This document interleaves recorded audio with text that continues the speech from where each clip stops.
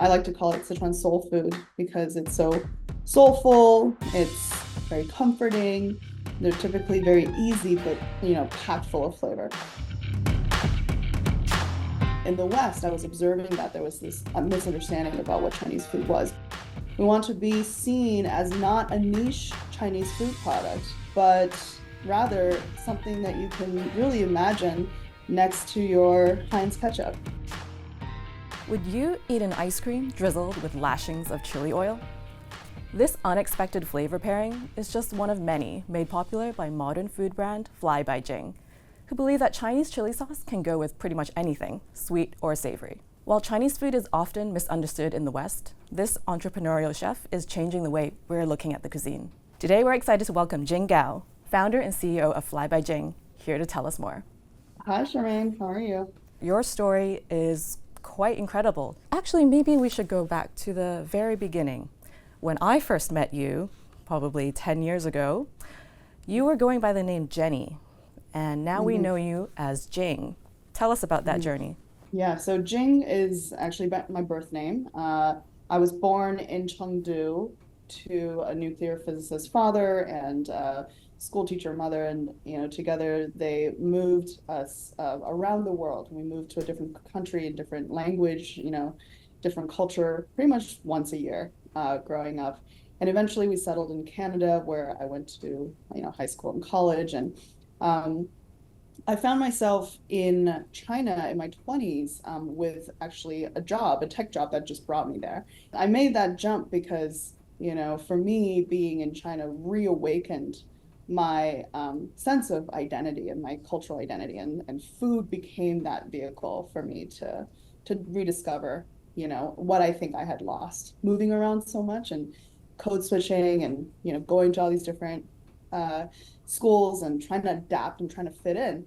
And so that brings me to Jenny, because when I was growing up, it was too hard or, too foreign for the kids at school to be able to pronounce my name. And so I was made fun of. And I thought that the easiest way to fit in was to adopt a Western name. So at the age of, I think, 5, I chose the name Jenny and stuck with it for, almost all of my life and almost 30 years. So, and it wasn't until, much further along in the journey, dedicating myself to food and Chinese food in particular, and shining light on Chinese food culture, starting this company, which I named after my birth name, Fly By Jing, that I gained the inner strength to sort of reclaim my birth name. Previously, you talked about a concept called the hierarchy of taste,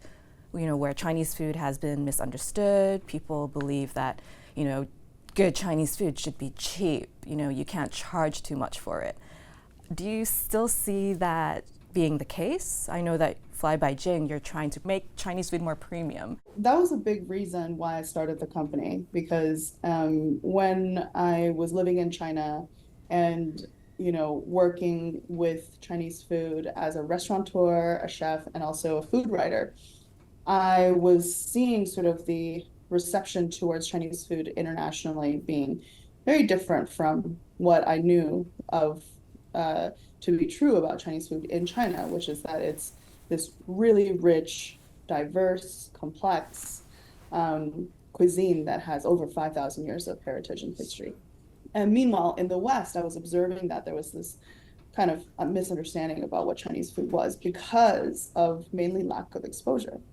Also, Chinese food in America has become its own thing, right? It was very separate from the identity of Chinese food in China. So I think along the way, there was a lot that was lost in translation, but also there were other dynamics at play in the West that contributed to this concept called the hierarchy of taste, which is this idea coined by a sociologist that states that, we value different cuisines differently depending on actually how we value the socioeconomic status of the immigrants from those countries. And, we are seeing the evolution of ethnic cuisines, including Chinese with changing times, with the, evolution of culture, in popular culture as well. You see like entertainment, like movies, actors, and creators in different industries, including fashion, tech. You're seeing a lot more Asian faces and Chinese faces, and with more exposure is when people's minds are open to more possibility than the very narrow set of experiences that they've been accustomed to. And so I think as a company, Fly By Jing, that's been a key part of our mission, and that drives us to do what we do, because we realize that with every jar of chili sauce that we sell, with every, you know, palette that we help to expand, we're also expanding their mind and hopefully like collective consciousness to create a culture and a society that is a lot more accepting of differences. Well, I think that a lot more people now are familiar with the flavor profiles of Sichuan cuisine through products such as Fly By Jing chili crisp. But what are some of the other flavor profiles? You mentioned at least 24 in Sichuan cuisine alone that you're hoping that more people will pay attention to in the future. Yeah, so there is the most popular one, which is mala. And mala is, tingly and spicy. That's the combination of chili peppers as well as Sichuan pepper, right? So you've got the heat as well as the tingling sensation, which is almost like a dimension on your tongue, right? Rather than a flavor itself. So that one is probably, what Sichuan cuisine is known for, but some people think that that's all it is. However, there are dozens more. There's things as basic as like jiaoyan, which is like salt and pepper, right? So you've got Hong Kong salt and pepper. But in Sichuan salt and pepper, the pepper is referring not to black pepper, but to Sichuan pepper.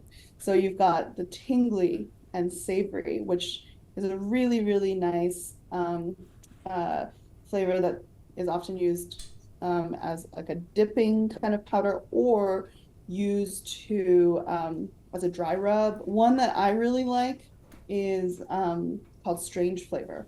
So strange flavor is literally, translates in Chinese as strange, but what it refers to is this like perfect balance of savory, spicy, tingly, acidic, and nutty all at once, and in perfect balance where you can't really necessarily discern what is what, and that is the strangeness of it.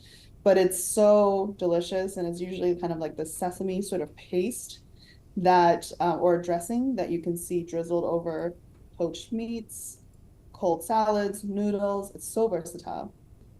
Well, speaking of you coming back to China and developing and meeting people in Chengdu, the fans in Hong Kong and around Asia must know, when can we get Fly By Jing here?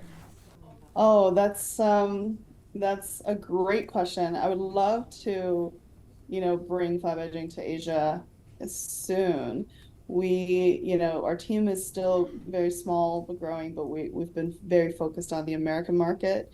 The reason why I moved to the US is because, through my work with food media, I could see that, if you really wanted to change perceptions about Chinese food and, culture, you really have to start where a lot of culture is created or defined. And that to me was like the US media landscape, right? So it was important for me to start there. We have, though, expanded to some other markets like Canada, UK, and Australia. And then this year might actually be, an opportunity for us to look more at Asia, especially with our partnership with a couple of like Asian brands like Irving's. Potentially that opens up some distribution opportunities in Southeast Asia or Hong Kong. Thank you very much, Jing, for joining us. For more stories about Asian tastemakers changing the food scene, head to our website at scmp.com.